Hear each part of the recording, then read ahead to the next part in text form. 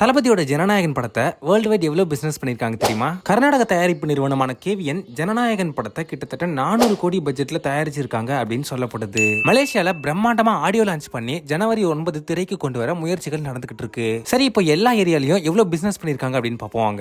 First தமிழ்நாட்டுல ஒட்டுமொத்தமா 105 கோடிக்கு சேல்ஸ் பண்ணிருக்காங்களாம். சோ தமிழ்நாட்டுல 210 கோடி வசூல் பண்ணா பிரேக் ஈவன் ஆகும், அதாவது வெற்றியை பதிக்கும். அடுத்தது தெலுங்கு மாநிலங்கள்ல திரையரங்க உரிமத்தை 10 கோடிக்கு விற்பனை பண்ணிருக்காங்க. சோ தெலுங்கு மாநிலங்கள்ல 20 கோடி வசூல் பண்ணா ஹிட் ஆகும். அடுத்தது கர்நாடகால கேவிஎன் தயாரிப்பு நிறுவனமே சொந்தமா ரிலீஸ் பண்றாங்களாம். அடுத்தது கேரளால 16 கோடிக்கு சேல்ஸ் பண்ணிருக்காங்களாம். சோ பிரேக் ஈவன் 30 கோடி அப்படின்னு சொல்லப்படுது. நெக்ஸ்ட் ஓவர்சீஸ் இருக்குல்ல, அதாவது வெளிநாடுகள், ஒட்டுமொத்த வெளிநாடுகள்லயும் சேர்த்து 120 கோடிக்கும் மேல சேல்ஸ் பண்ணிருக்காங்களாம். அப்படின்னா 24 மில்லியன், அதாவது ஓவர்சீஸ்ல மட்டும் 200 கோடிக்கும் மேல வசூல் பண்ணுனாதான் பிரேக் ஈவன் அப்படின்னு சொல்லப்படுது. So world wide Jananayagan hit ஆகணும்னா கிட்டத்தட்ட 460 கோடிக்கும் மேல வசூல் பண்ணணும். தளபதியோட கடைசி படம் அப்படின்றதால உலக அளவுல மிகப்பெரிய அளவுக்கு திரையரங்க உரிமங்கள் விற்கப்பட்டிருக்கு. தளபதியோட நடிப்புல கடைசியா வெளியான லியோ 600 கோடிக்கு மேலயும், கோட் 450 கோடிக்கு மேலயும் வசூல் பண்ணிருந்துச்சு. சோ ஜனநாயகன் எவ்வளவு வசூல் பண்ணுதுன்னு வெயிட் பண்ணி பார்ப்போம்.